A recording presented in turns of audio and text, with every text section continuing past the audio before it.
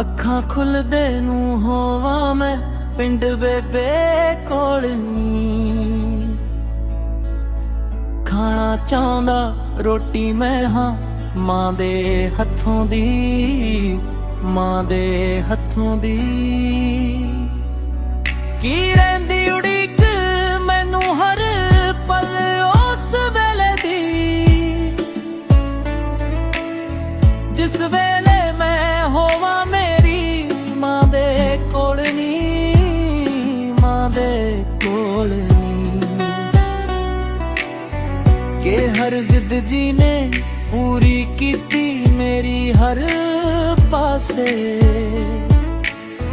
ਹੁਣ ਉਹਦੇ ਸੁਪਨੇ ਪੂਰੇ ਕਰਨਾ ਮੈਂ ਵੀ ਚਾਹੁੰਦਾ ਹਾਂ, ਮੈਂ ਵੀ ਚਾਹੁੰਦਾ ਹਾਂ।